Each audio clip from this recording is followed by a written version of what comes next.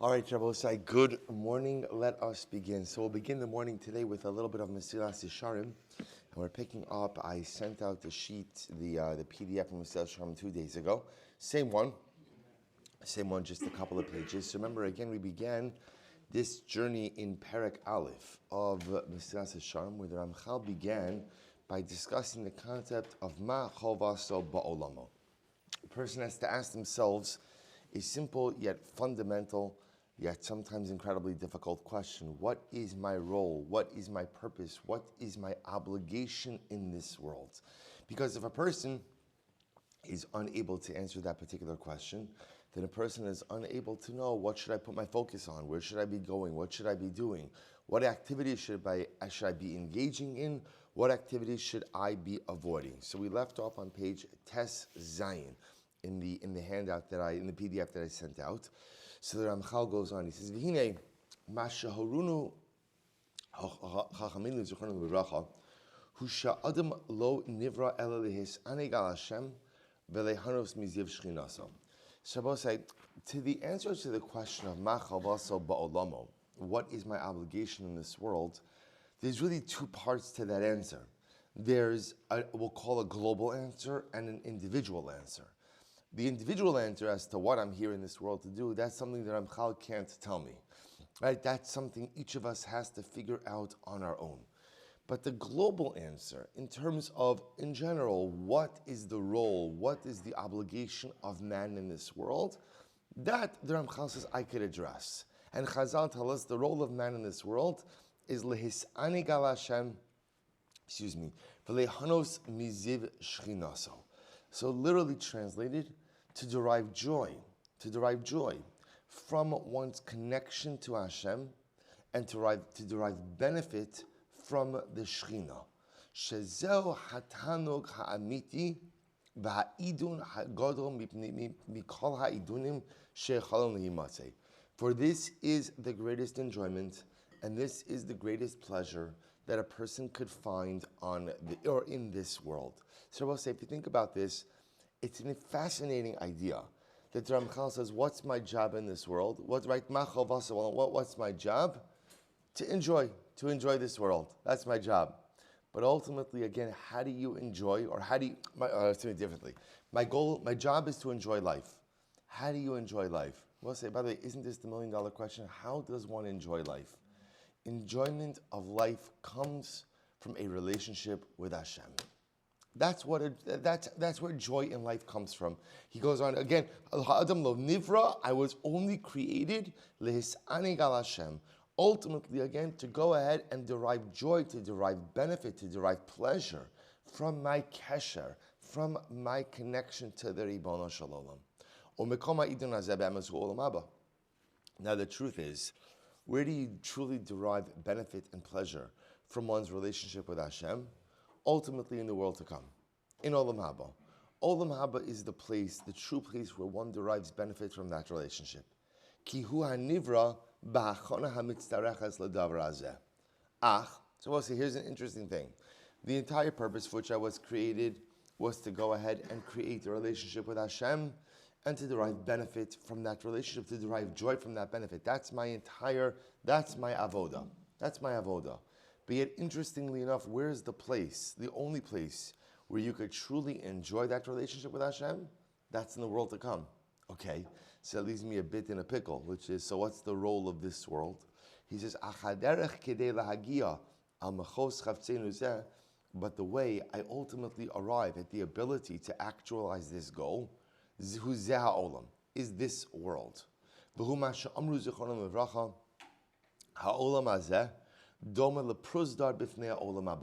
This world is like a hallway, like an antechamber, like a gateway to the world to come. So you have this interesting dialectic. On one hand, we've answered the global question, what is my role in this world? My role in this world is to create a relationship with Hashem, which gives me pleasure, which gives me happiness, which gives me joy, which gives me fulfillment. That's the goal. But yet that actual joy and that actual fulfillment isn't fully felt in this world. It's really felt in the world to come. But here's the issue. The only way to get that joy and fulfillment in the world to come is to lead a meaningful existence in this world. For this world is the vehicle to next world enjoyment. This world is the vehicle to enjoying that relationship with Hashem in Olam Haba. He goes on, he says, and fundamentally, how does one utilize this world in creating a relationship, a meaningful bond with HaKadosh Baruch Hu that will give me incredible joy and incredible pleasure in the world to come as well? Hema mitzvos. Asher tzivanu aleim hakel yisbarach shemo. Ultimately, again, mitzvos. Mitzvos are the vehicles of connection. Mitzvos are the vehicles ultimately through which I forge a relationship. Rabbi says this is such an incredibly important yesod. Sometimes we look at mitzvos as, do's and don'ts, things I'm supposed to do, things I'm not supposed to do. And while that's absolutely true, we forget that the true power of a mitzvah is that it is the vehicle through which we forge relationship. The vehicle through which we forge relationship with Hashem. And he says, Umakom asiyas hamitzvos hu rak ha'olam hazeh. And of course, again, the only place where one could perform mitzvos is this world. You can't perform mitzvos in the next world. Al-Kain, therefore he says, Al-Kain, Husam ha'adam, bazeh ha'olam betchila. Therefore, a person ultimately goes ahead and is put in this world to begin with, right? A person begins life in this world. He says, Kidei she'al yidei ha'emtzai ma'ila hamizdamnin lo kan, because mitzvos, once again, serve as the way through which we prepare for a meaningful relationship with Hashem, or I should say, serve as the way through which we create a meaningful relationship with Hashem. And through them, we are able, how do you prepare for yourself a meaningful Olam Haba? Only by maximizing one's mitzvos in Olam Hazeh. Lirvos sham betova shekana lo aidem tzaim elu v'huma she'omru zichronam levracha hayom la'asosam u'macha lekabel scharim. So we have to stop over here for today.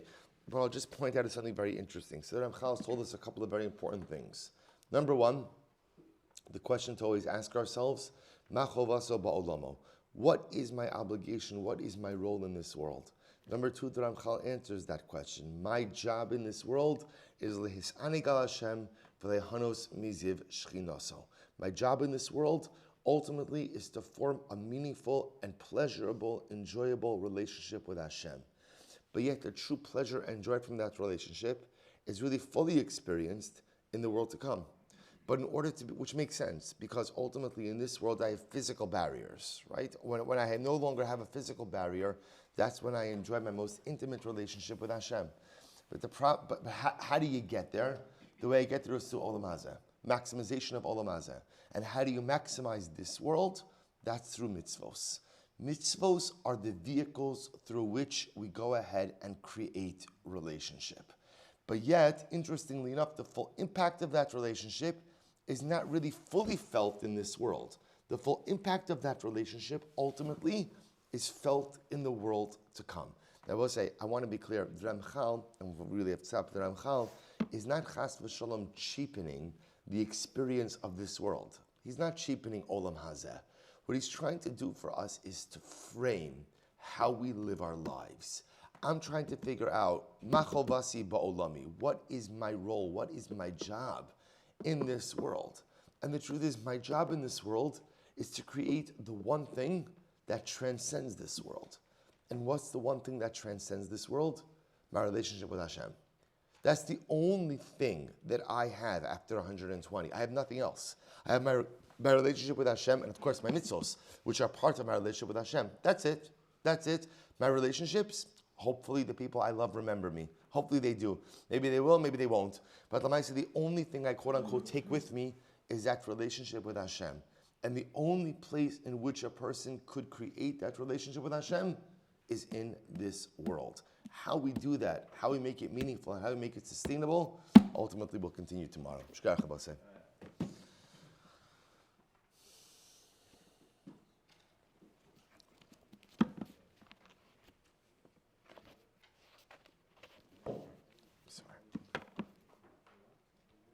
All right, I will say good morning. Let us begin. A lot to do today. Today's daf is daf Lamed in Maseches Yevamos. We thank our Talmud Torah sponsors. Our Talmud Torah sponsors for the month of Nisan.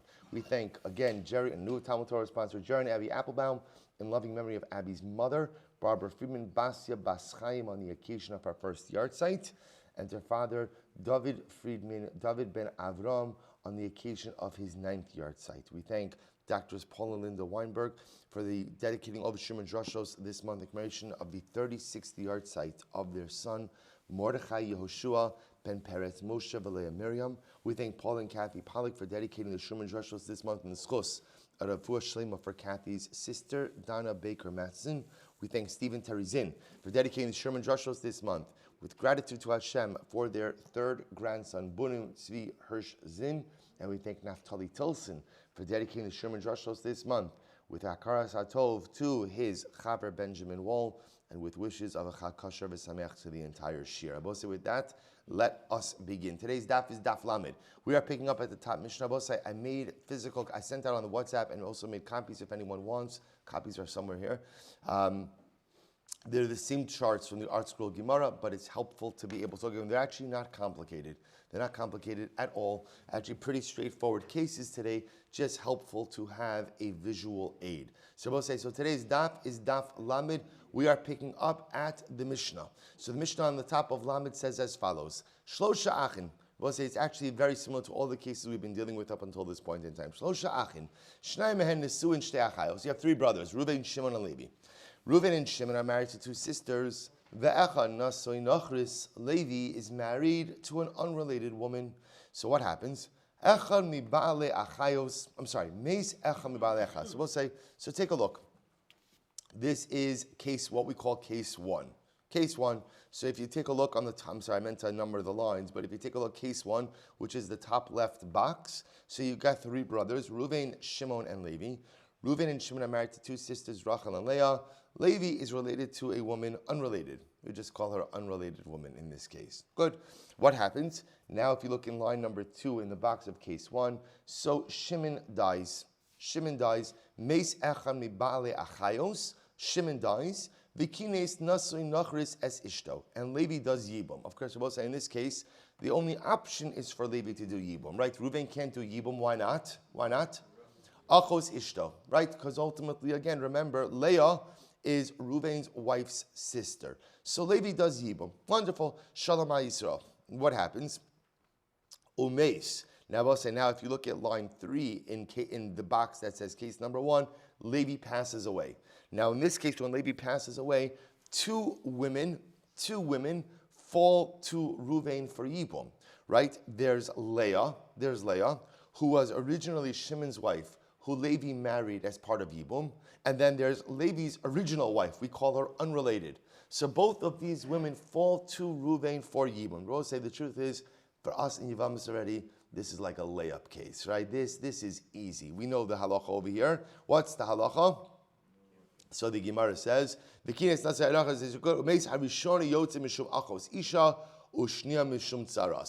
easy. We'll say in this case, both women ultimately again are exempt from everything. Remember again, Leah is exempt ultimately from Yibum or Chalitza. Why? Because she is Reuven's wife's sister. An unrelated wife is the tzara, right? So I will say this is like the first Mishnah in the Masechta. This is tzaras erva, right? Essentially, remember again, Leah is an erva to Reuven. She is his wife's sister. And unrelated, I'm calling her, I feel bad, she should get a name, but we'll call her unrelated, right? Unrelated, ultimately, again, is the co-wife of a tzara. When you're a co-wife of a tzara, you're the co-wife of an erva. Tzara of an erva, you take on the same status of erva. Therefore, both women are exempt from everything. Beautiful. But we'll say, now let's do a little bit of a ripple in that case. What happens, however? Asa ba ma'amar umes. We'll say, let's take a look. Still take a look. I told you, right? That's case 1, right? Easy. But we'll say, take a look now, still in table 1. But imagine the following scenario. Same case. Reuven and Shimon married to two sisters. Levi married to an unrelated woman. Shimon dies. Leah falls before Levi for yibum. Let's say Levi didn't do yibum. Instead, what did he do? He did ma'amar. right? Yesterday's daf, he did ma'amar. Or the day before. Asaba ma'amar. So what happens? So the Gemara says, Asaba ma'amar umei. So now let's say Levi did ma'amar with Leah, and then he died. So now both say, what's happening over here? That means again, when Levi passes away, two women once again fall before Ruvain. One of them is Levi's actual wife, the woman who he was married to, and the other was Leah, who was the Yevama with whom he did ma'amar. What's the halacha in this case? So asaba ma'amar umeis nochris choletzes velo misyavemes. So both say in this case over here, so obviously Leah can't do anything, right? Why can't Leah do anything with Ruvain? Why not? Because she is his wife's sister. But I will say in this case, remember Levi wasn't married to Leah. They had not done Yibum. Because they had not done Yibum, therefore what? Therefore, technically, unrelated is not really a tsaras erva. Because she's not a tsaras erva, she's not the koif of an erva, therefore what? She has to do chalitza and not yibum. Now I will say, now why can't she just go ahead and do yibum as well? Or if she's not the koif of an erva, why can't she do yibum? So we know the answer to this. What's the answer to that? It sounds like according to the Mishnah, because halacha lemaisa, ma'amar affected some level of connection. Right? So ma'amar, we'll see in the Gemara. So we'll say, so therefore that's case number one. So case number one is really comprised of two parts.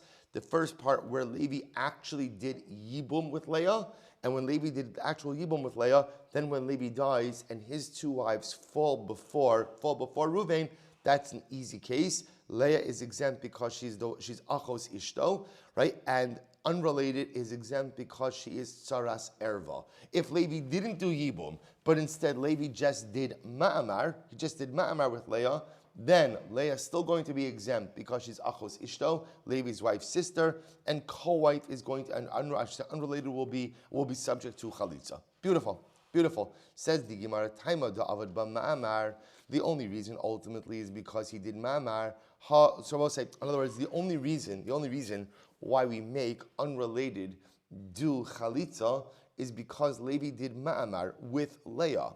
Halo avad ma'amar. But again, had Levi not done ma'amar, and so that means there would be no marital bond between Levi and Leah, then what? Then ultimately, halo avad ba ma'amar. Nochris Yevumi Nami Miyabma. The unrelated woman would have even been able to do Yibum. Rav Nachman says, Zos Omeres Ein Zeka Va'afilu Bechadacha. What do you see from here, Bosai? You see from here that we hold Ein Zeka. Why, Bosai? Because if there really was Zika, if there really was connection, then what? Then Levi's maritally bound to Leah, even if he didn't do Ma'amar. And if that's the case, then unrelated should take on the status of Tsaras Erva, even though they haven't done Ma'amar. From the fact that you require Ma'amar to affect some level of marital bond must mean that what we hold in Zika. There's no marital connection, there's no marital bond. Now I will say, we already know we paskin Yesh Zika. That's how we paskin. So again, this I'll just point out, this Mishnah here and this Gemara is not really a halacha l'maisa sugya. We're going to see the halacha l'maisa in just a little bit. But I will say, but that's case one. Good. See, I told you, not complicated. That's the first table. We're 1/4 into this. Everything's beautiful. Next Mishnah. Here we go. I will say this is going to be case two on your sheet. Here we go. Shlosha achin. It's really the same general case. Shlosha achin. Shnai mehem nisu shtei achayos ve'achan nasoi nachris. So we'll say, take a look at case number two, table number two. So pretty much same general idea. Three brothers, Ruvain, Shimon, and Levi. Ruvain and Shimon married to two sisters, and Levi married to unrelated woman. Okay, now what happens? So umeis hanasui nachris. Now we'll say in this case a little bit different. Who dies over here? Levi. Levi dies, and an unrelated falls to Yibum to Shimon. Now we'll say the truth is she could fall to Yibum to either who? Either Reuven or Shimon, right? Because remember, she's unrelated. But in this case over here, Shimon is the one who does Yibum. Okay.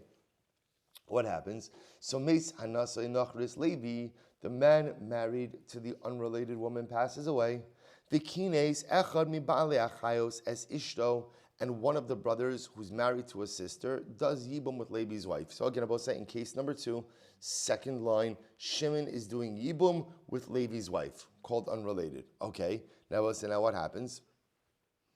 Umeis. Now I will say, now in this case over here, case number 2, Shimon dies. We're up to third line in case number 2. Shimon now passes away. Now when Shimon passes away, what happens? Once again, 2 women fall to Ruvain. Right? Shimon's wife, Leah, and unrelated. And Levi's wife, with whom he did Yibum. Now, again, easy case. What's the halacha over here? What's the halacha? What could Reuven do? Nothing. Why?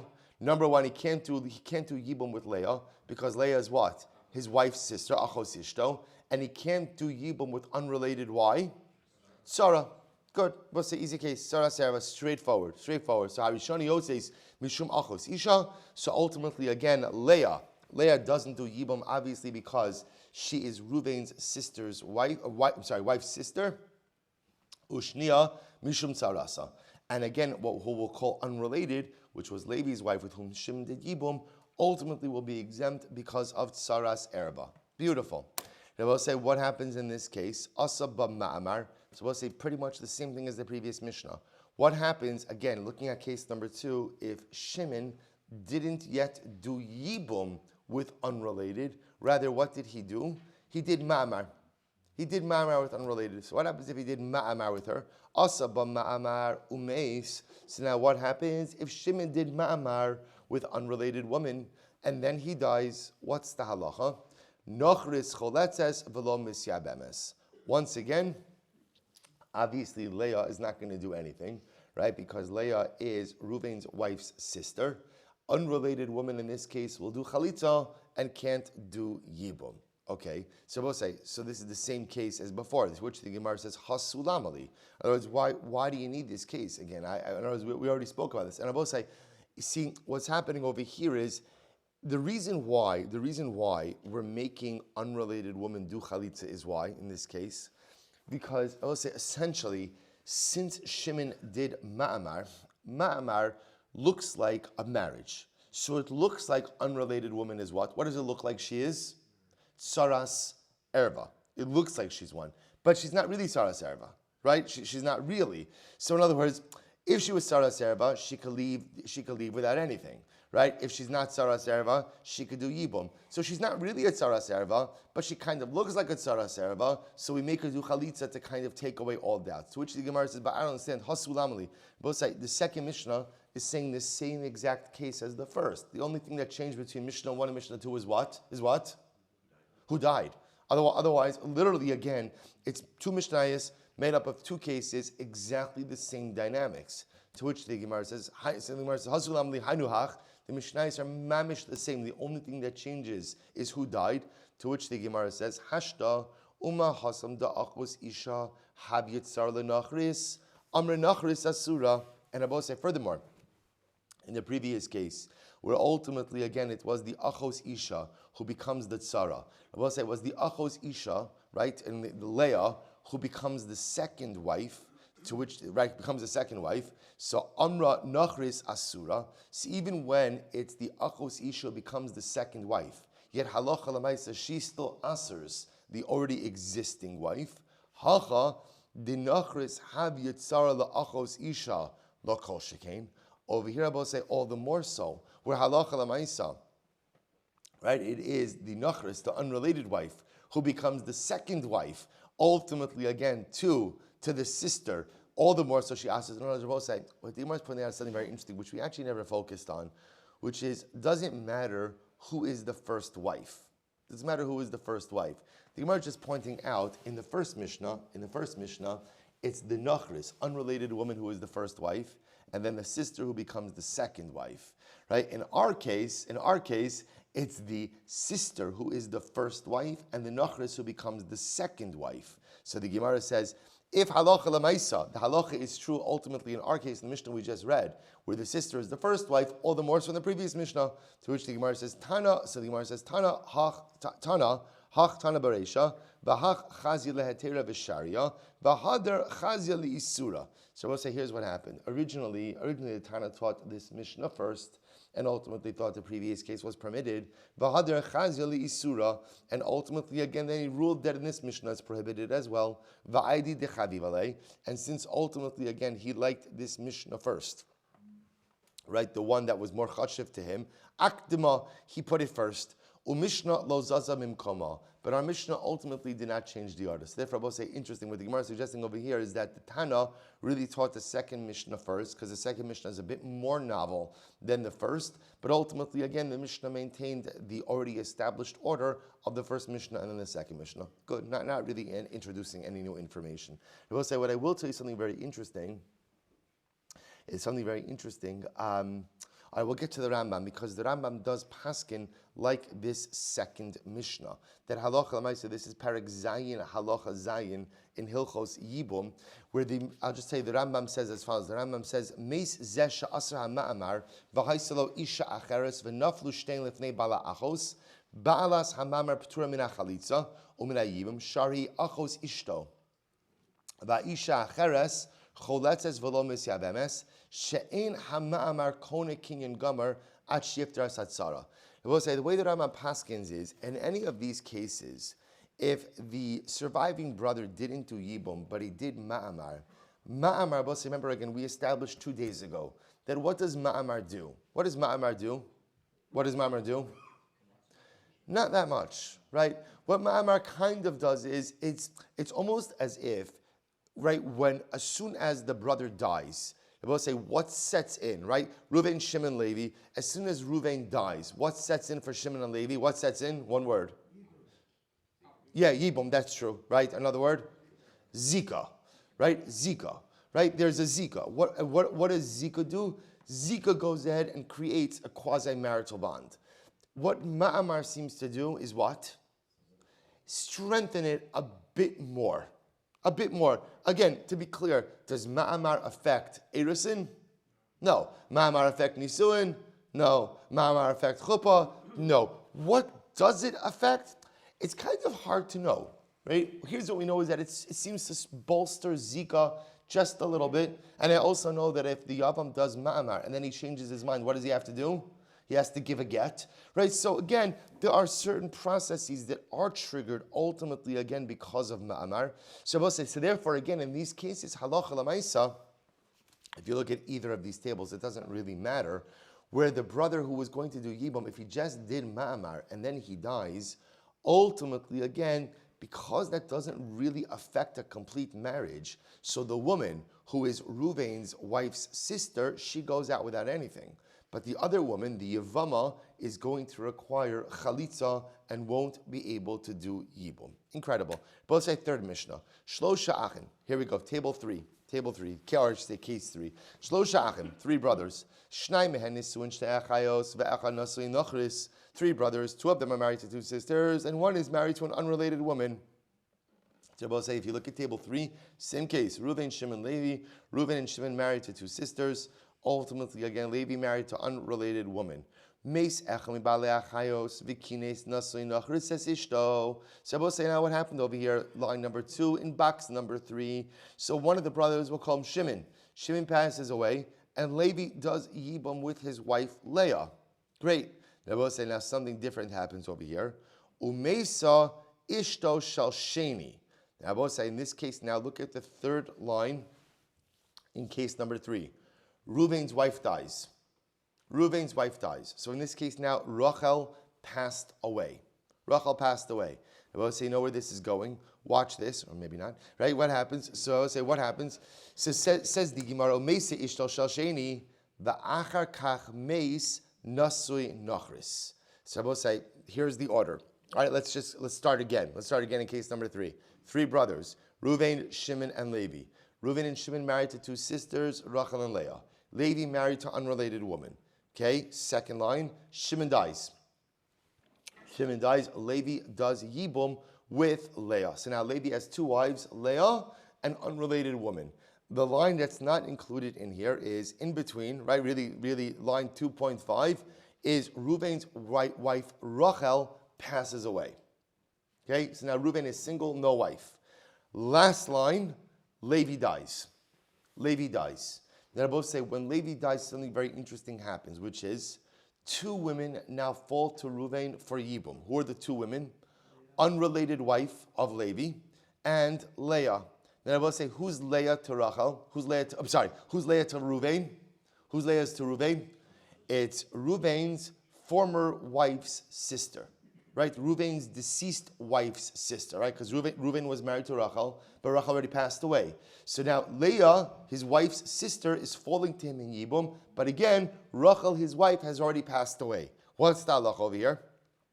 Harezeh asura alav olamis hoil v'ne'esra alav shah achas. Wow. Says the Gemara something absolutely amazing. Listen to this. Once Leah fell to Yibum to Ruvain, I will say, when did Leah fall to Yibum to Ruvain? Right? When did she become eligible to Yibum to Ruvain? Remember again, when Shimon died. Right? Remember again, she falls into the Yibum pool. The first time that Leah falls into the Yibum pool is when Shimon passed away. Right? That's the first time she falls into the Yibum pool. At that point in time, she's absolutely ineligible to Ruvain because Ruvain is married to her sister. So what the Mishnah is introducing to us is as follows: that essentially Yibum identity is solidified and concretized at the moment you fall into the Yibum pool. And in this particular case, when Leah fell into the Yibum pool the first time, she was asura to Ruvain as achos ishto, as Ruvain's wife's sister. That status, amazingly enough, remains upon her, even though what? She subsequently remarries, right? She does Yibum to Levi, and Ruvain's wife passed away. Nevertheless, ultimately, when Levi then passes away, he cannot do Yibum with Leah, because ultimately, again, she is still considered to be his wife's sister, and ultimately usher to marry. Now, I will say, I just want to be clear. The prohibition of marrying one's wife's sister is only when one's wife is alive. So I want to be clear. The prohibition that's happening over here, this is not the erev of achos ishto. This is an Isser Yibum. This is an Isser Yibum. What this is saying is your Yibum identity and your Yibum eligibility is determined the first time you fall into the Yibum pool. And so in this case over here, the first time Leah fell into the Yibum pool, after the death of her husband Shimon, she was asura to Ruvain as Ruvain's wife's sister. That status is locked in. So therefore, again, even though she suddenly does Yibum with Levi, and now again, Rachel, Ruvain's wife, dies, and now Levi dies, when Leah falls into the pool again, she already has a solidified and concretized identity as being asura to Yibum to Ruvain. Incredible. Says the Gemara. Amrav Yehuda Rav. Kol Yevamos she'ena nichore ba b'shas nefila, Yevamo yavo aleha harehi ke'eshes ach sheyesh labanim ba'asura.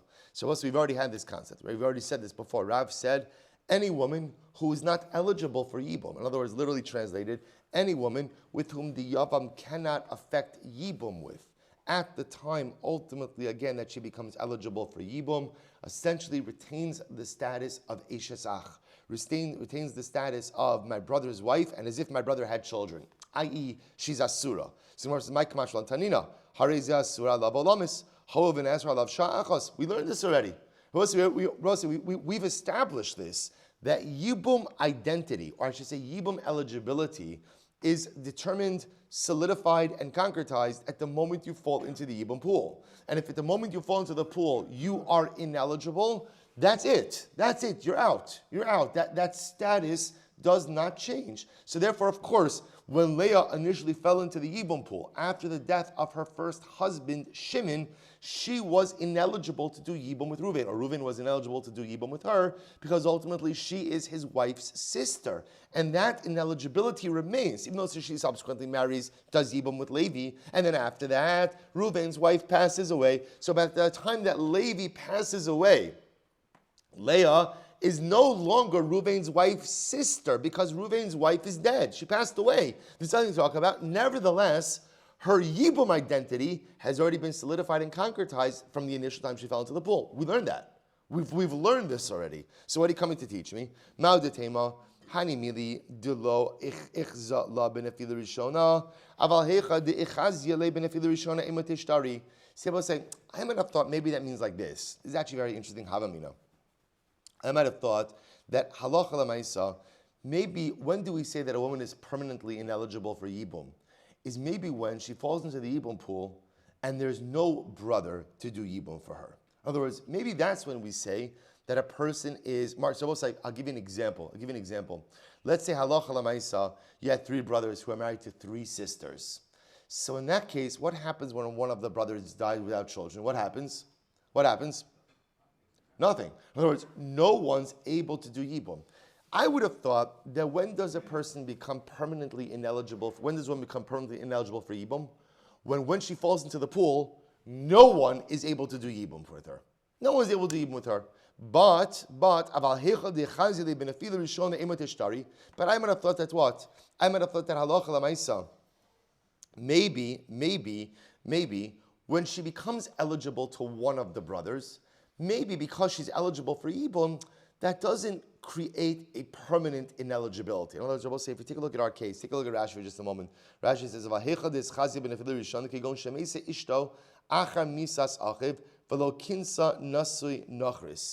we'll say, we're going to see, take a look at Rashi. When she's eligible during the first time, the Gemara says,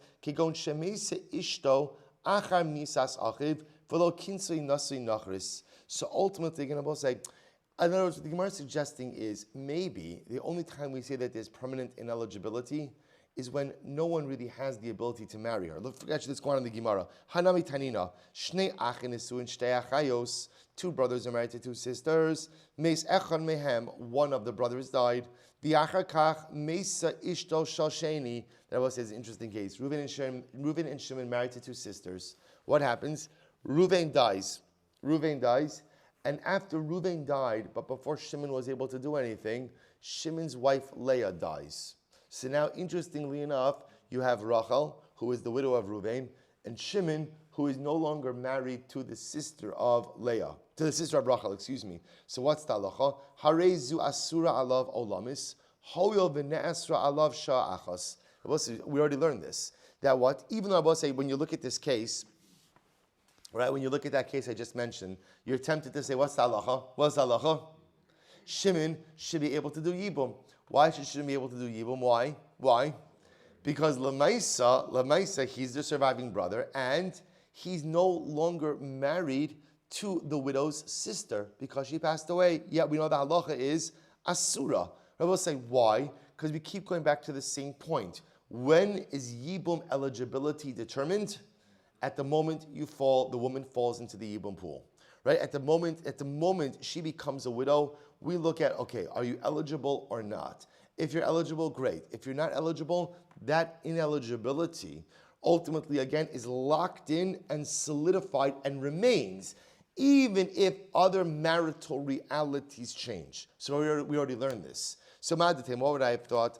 So I'll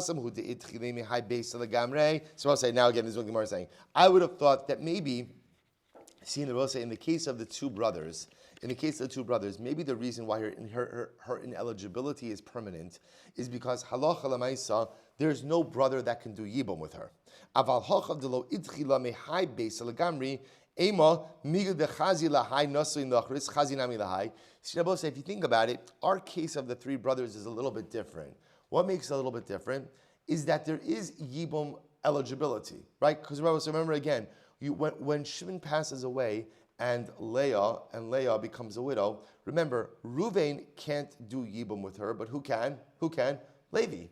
So I would have thought that because of that, maybe in this case, Leah's ineligibility is not permanent. In other words, or it's not, what's the word I'm looking for? It's not complete. She's not completely ineligible. She's just ineligible to do it with one brother.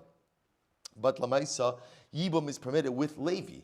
I might have thought in a case like that, maybe, if Reuven's circumstances change as well, meaning that his wife Rachel passes away, then after Levi dies, maybe he can go ahead and do yibum with Leah.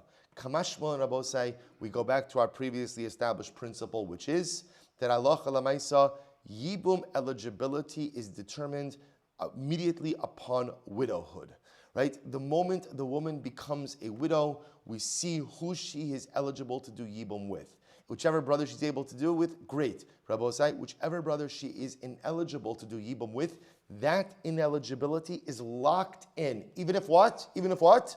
Circumstances change. So therefore, Rabosai, again, in this case, where Shimon passes away, and now Leah is subject to yibum to two brothers, Levi and Ruvain. She cannot do yibum with Ruvain because Ruvain is married to her sister, to Rachel.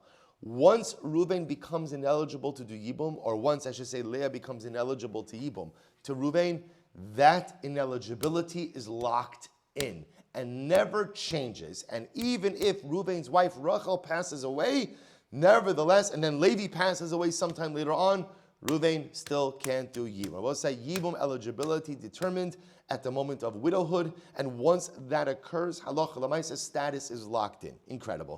I will say case number 4. I told you, not complicated at all. Last Mishnah, Shlosha Achim, 3 brothers. Shnai mehen nisuin mibalei achayos, ve'echad.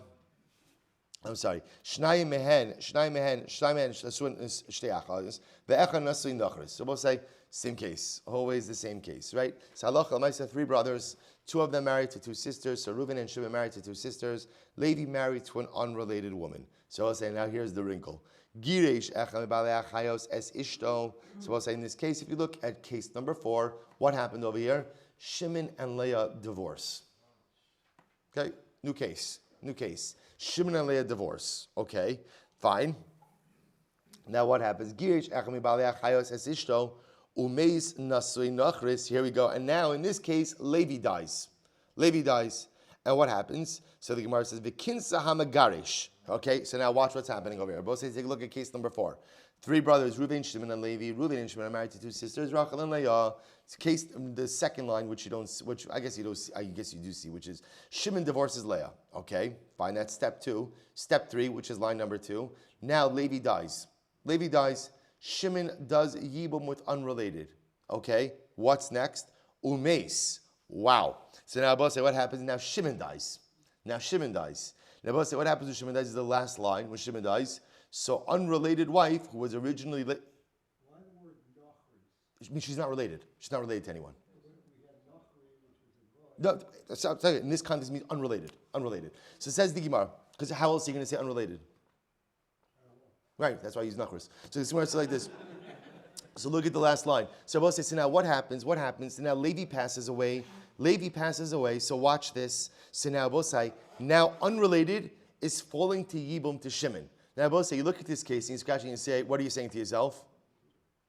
Right, what's the problem over here? Oh, what's intriguing about this case? You see, Shimon was married to Reuven's wife's sister, right? So here's the shaila. Does the fact that he was married to Reuven's wife's sister somehow endow unrelated with some level of erva status? To which the Gemara says, no. Zohi sha'amru v'kulan shemesu o niskarshu tsarosehen mutaros. Now both say, good, this is another easy case. The Gemara says, no, there's no problem over here. We're always right. We look at this, like we're looking for what's the problem. There's no problem. Because why Rabbi said? Because at the end of the day, remember, this goes back to the same principle. When is yibum eligibility determined? When? At the moment of widowhood. So when do we look at who's everyone's married to and who's everyone related to? When? At the time of death.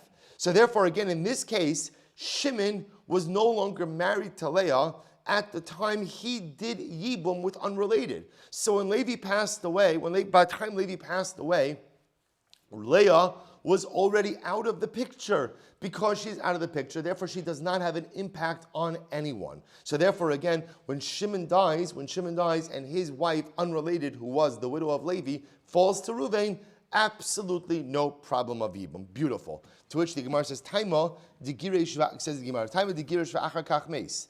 Now the reason this case works is why? Because Shimon divorced his wife, he divorced Leah before Levi passed away. Aval meis the achar kach giresh. Rabbi, listen to this.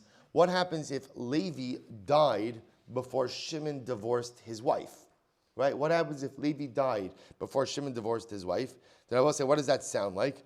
that sounds like Asura, right? That sounds like, then Rabbi say, then what would happen? Then when Shimon, right, if Shimon were to divorce Rabbi says, listen to this wrinkle. What happens if, Levi were to die, but before Shimon did Yibum, he divorced Leah.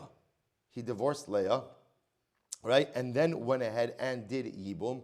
It sounds like that would be problematic, right? Because if Yesh Zeka, it would sound like in that situation, unrelated somehow becomes connected to Leah. So even though, again, Leah's out of the picture before Shimon does Yibum, but she was in the picture at the moment that Levi died, that would seem to complicate the relationship. On Rav Ashi's also Meres, Yesh Zeka. Because we'll say again, that actually makes sense. It actually makes sense. It sounds strange, but it actually makes sense that if Shimon was married to his wife Leah, ultimately again, at the time that Levi died, and then Shimon divorced Leah and then did Yibum with unrelated, nevertheless, unrelated has some level of connection with Leah. Why? Because Yesh Zeka, because there's a marital bond the moment that the brother dies. So therefore, what that means is that the moment that Levi died, Shimon has a marital relationship with Leah, some type of marital bond with Leah, but he's still what?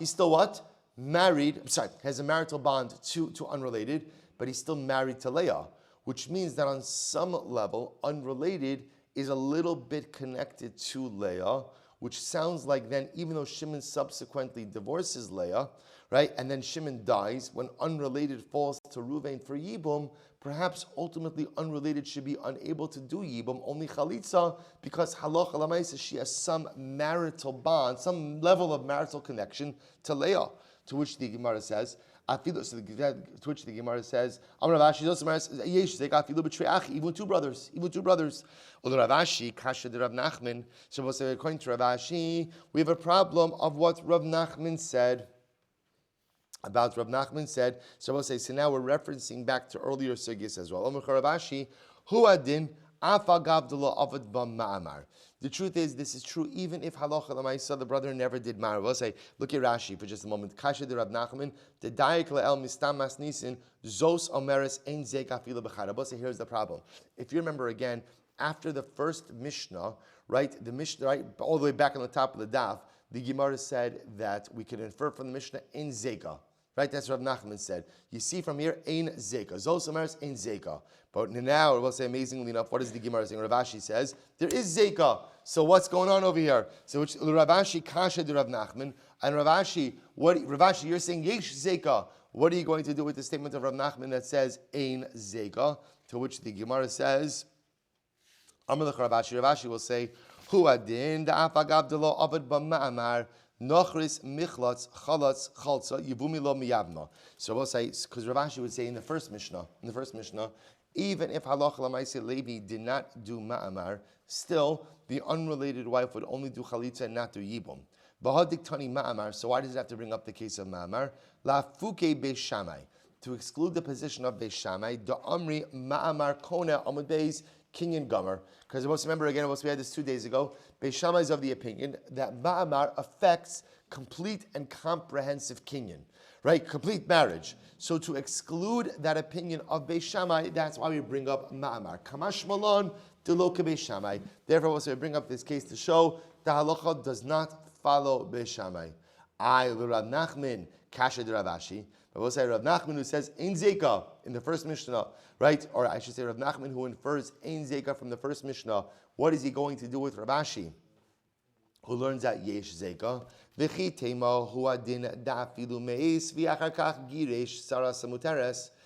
you'll say that even in a case where Levi died and only afterwards Shimon divorced, right, his wife, that halacha l'maisa, then when Shimon dies, that the co-wife should be permitted to Ruvain. Elazohi lemeute mai. What does it come to exclude? Lemeute kanas va'achar kach girish. Maybe it comes to exclude the case where ultimately again Shimon first marries and then only afterwards divorces. Hanicha isavar lak Rabbi Yirmiyah. So that makes sense. You feel like Rabbi Yirmiyah da Amar Tavra Misha Shanazu Lo Shanazu V'Haitana Savar Misa Mapeles.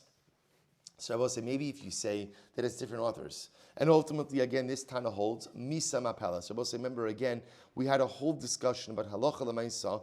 When do we determine Yibum eligibility? So there's an opinion that holds Misa Mapelas, that it's the time of death, literally again, widowhood. The moment the woman becomes a widow, that determines her Yibum eligibility. V'hai Tana, Savar Nisun Harishonim Apilim. And the other Tana holds that I will say, no, when is Yibum eligibility determined? This is interesting. It is fascinating. When is Yibum eligibility determined? At the time you get married.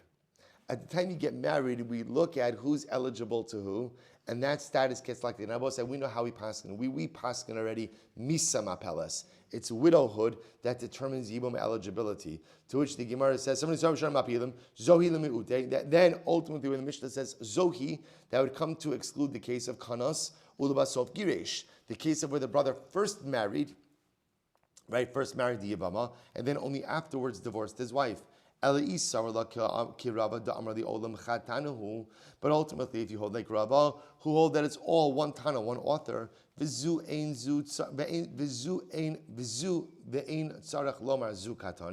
was, as we saw before, that sometimes stylistically the Mishnah will say things that you don't have to say, that we could infer, but the Mishnah will say it anyway. What does it come to exclude? It must be ultimately, again, that he holds like Rabbi Yirmiyah, ultimately the Yesh Zeka. Ul Rava, Hanicha, Isav Ravashi.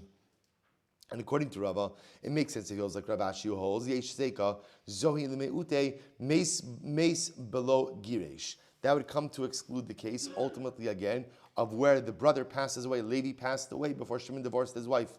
Eli Isav Rab Nachman, who holds Ein Zeka, Zohi Lemeute Mai.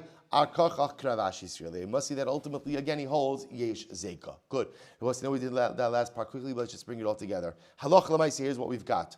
We keep reinforcing, we hold Yesh Zeka. Very important. We hold Yesh Zeka. Right? We've already established that before. We also hold that what? Ma'amar in Kone. Right? That Ma'amar does not affect Kiddushin. What else do we hold? Halacha l'maisa, I will say, when is Yibum eligibility determined? When is it determined? At the time of widowhood. Right, that's when we look at that's when we look at familial eligibility.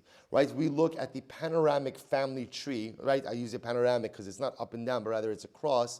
We look at the panoramic family tree at the time of death, and that's when eligibility is determined. However, Abosai, once eligibility is determined the first time, then what? Then what? That eligibility or ineligibility is locked in forever. Forever is a dramatic term, but you understand, right? That eligibility or ineligibility is locked in, and even should different marital realities change, once eligibility or ineligibility is determined, that is locked in going forward. Incredible. I will say last Mishnah for today. The Kulan Shebe, so I'll say this is great. This is actually great. I want to point out, we're actually going to do just like no tables, no charts, just some good old Gemara. Just some good old Gemara. Watch this. The Kulan Sheshvan Kiddushin or Gerushin B'Safek. And I will say, this is actually the beginning of a fascinating sugya. So Rashi points out over here, we're talking about the 15 arayos. So we're also going back to the first Mishnah in the Masechta. Remember again, how do we start our journey in Yevamos? We spoke about 15 women, where if you're married to them, what's the halacha? What's the halacha? Now remember again, we're talking about 15 arayos. Now I will say, the 15 arayos were arayos for who? Not for the man who was married to them. Right, so remember again, just take a simple case. You've got Reuven, Shimon, and Levi. Reuven is married to one of the 15 women mentioned in the Mishnah. For Reuven, in the first Mishnah, for Reuven, these are all eligible women. The problem is they're an erva for Shimon. We'll leave out Levi for now. They're an erva for Shimon. So that's where the Mishnah said that what? That aloch l'maisa, if the woman who falls to you in Yibum is an erva, then what? What's the halacha? Right? What's the halacha? Yevamos 101. What's the halacha? Nothing. She doesn't need anything. No yibum, no chalitza, because she's not in the parsha of yibum. Now we'll say, what else do we learn in the Mishnah? Yevamos 101. Who else does her status impact? Her co-wife, her tzara. And her tzara also is able to leave without yibum or without chalitza. Listen to this case. I will say, what happens? Let's give a simple case. Reuven married Shimon's daughter. Reuven married his niece. Okay, totally permitted, right? He marries his niece. And he has another wife, so we'll call her Rachel. And he also married another woman, Leah. And now we'll say, what happened? There's a case of Suffik Kiddushin, Suffik Gerushin, right? There's a question about the Kiddushin, the marriage of Reuven to Rachel, Reuven to his niece. Or he divorced her, but there's a shaila about the divorce. Is it valid or not? So we'll say, here we're talking about a case of a man, right? Reuven's married to Rachel. Rachel is an erva to Shimon. And now we'll say there was a shaila in the Kiddushin or the Gerushin of Reuven to Rachel. And I will say, you know what happened? What happened next? What happened next? Reuven died. Reuven died. Oh, wow. Reuven died. And I will say, now we've got a problem. What's the problem? We've got a situation of Reuven who we're not sure, was he married, was he not married to Rachel, who is an erva to Shimon. So I will say, so now the shaila is, what's the obviously Rachel's not doing Yibam or Chalitza either way, right? Because she's Shimon's daughter. What's going to be the shaila, or who is the shaila on? On the tzara, on the co-wife. So watch this. V'kulan sheish ban kiddushin or gerushin b'safek hare'elu atzaros choltos v'lo misyabmos. Okay, I guess I built it up a little too much. So it's actually not so dramatic, right? It's pretty simple, right? Just do chalitza. Right? When in doubt, just do chalitza. So in that case, Rabbosai, where there was a Suffolk gerushin or a Suffolk nisuin, something, a Suffolk in the marriage, a Suffolk in the get between Reuven and Rachel, ultimately Leah is going to have to do chalitza. Okay. So the Gemara says, by the way, what's the case of Suffolk Kiddushin, Suffolk Gerushin? This is great. So Kate said Suffolk Kiddushin, Zarak la Kiddushin, Suffolk Karov la, Zeo Suffolk Kiddushin. What's a good case of Suffolk Kiddushin? A man takes a ring. He says, and he throws it at her. Romantic. This guy's a keeper, right? This is a keeper, right? So what happens? He throws it at her, and there's a Suffolk. Is it closer to her? Is it closer to him? And as Rashi points out, the case actually is where they're standing exactly 8 amos away from each other. Remember again, anything that falls into your dalet amos is yours. So in this case, if you could imagine, they are standing exactly 8 amos away from each other. It's a very frum couple, right? They're standing exactly 8 amos away from each other. He throws her the kiddushin, and it's not clear, is it closer to her? Is it closer to her? Is it in her dalet amos or in his dalet amos? And whatever it is, they never figure it out. That's a case of Suffolk Kiddushin, Suffolk Gerushin. Rabbi say, what's the case of Suffolk Gerushin? So watch this. Ksav b'ksav yado. Rabbi says, interesting case. Let's say he writes her a get, and the get is in his handwriting, ve'ein alav edim. So Rabbi says, interesting. One of the reasons that you need witnesses on a get is to certify the fact that the husband wrote this get, and he wrote it willingly. So what happens if you have a get that's in the husband's handwriting? So we'll say, if you think about it, there's no greater testament to the fact that the husband wrote this willingly than what? Than the fact that it's in his handwriting. So it has his handwriting, but it doesn't have witnesses. That's a suffix get, whether or not it's good. Or yesh alav edim ve'in bozman. Or there are witnesses, but there's no date. We'll say having a date on a get is incredibly important. Why? Because we'll say again, with a get, what does a woman have the ability to do? Remarry, but also, again, come on, it's all about money, right? Collect her ksuva, right? That's what a get really enables her to marry, but also allows her to collect her money, right? So remember again, but that date is very important because she's even allowed to collect from encumbered properties, which means the date of the get is incredibly important. So let's say so there's a get, but there's no date. Or there's a date, but only one get. All of these cases, Suffolk Zeu, Suffolk Gerushin. We'll say all of these cases are Suffolk Gerushin. So therefore, the Mishnah teaches me that if there's any Suffolk in the Kiddushin or the Gerushin between Reuven and Rachel, ultimately, again, when Reuven dies, Leah is going to have to do Chalitza. Rabbi say we'll continue with these cases tomorrow. Shkoyach.